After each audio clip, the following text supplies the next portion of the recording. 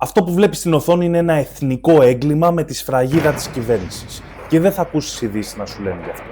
3 καδοφόριες σκαφής, 100 μέτρα μήκος, 50 μέτρα ύψος, δεκάδες εκατομμύρια σε αξία. Δεν τα αποσυναρμολόγησαν, δεν τα φύλαξαν για εφεδρεία, απλά τα ανατείναξαν με εκρηκτικά. Στο ορυχείο της Μαυροπηγής στη Κοζάνη. Για ποιο λόγο γκρεμίζουμε εθνική περιουσία? Μηχανήματα που πληρώθηκαν από τα λεφτά των φορολογούμενων. Το 1970 η Ελλάδα κάλυπτε σχεδόν μόνη της όλη της την ενέργεια. Είχαμε λιγνίτη, τον εθνικό μας θησαυρό, είχαμε αυτάρκεια. Σήμερα εισάγουμε το 78% της ενέργειάς μας. Πρώτη σε ενεργειακή εξάρτηση σε όλη την Ευρώπη. Απλά επεξεργαστείτε το αυτό. Ο μέσος όρος της Ευρωπαϊκής Ένωσης είναι 57%. Εφαρμόζουν λοιπόν τη τακτική της καμένης γης. Θέλουν να σιγουρευτούν ότι η Ελλάδα δεν θα μπορέσει ποτέ να γυρίσει πίσω στο φθηνό εγχώριο λιγνίτη. Το μνημείο λοιπόν της ανικανότητας έχει όνομα. Πρόσεξε, το Λεμαΐδα 5. Ξεκίνησε να λειτουργεί το 2023 μέχρι τώρα. Κόστισε 1,5 δισεκατομμύριο. Τώρα θα πετάξουν άλλα 400 εκατομμύρια για να την κάνουν φυσικό αέριο. Εισάγουμε λοιπόν ρεύμα από τη Βουλγαρία και τα Σκόπια. Και μάντεψε τι και εκεί, λιγνίτη. Τον ίδιο που εμείς ανατινάξαμε. Η Βουλγαρία κρατάει τα λιγνητικά της μέχρι το 2038. Το ίδιο νομίζω και η Γερμανία. Η Πολωνία μέχρι το 2049. Εμείς είμαστε καλοί άνθρωποι και τα καταστρέψαμε από τώρα. Και όσο 1 στους 5 Έλληνες το χειμώνα παγώνουν, η Ελλάδα εξάγει 1 δισεκατομμύριο αξία σε ρεύμα.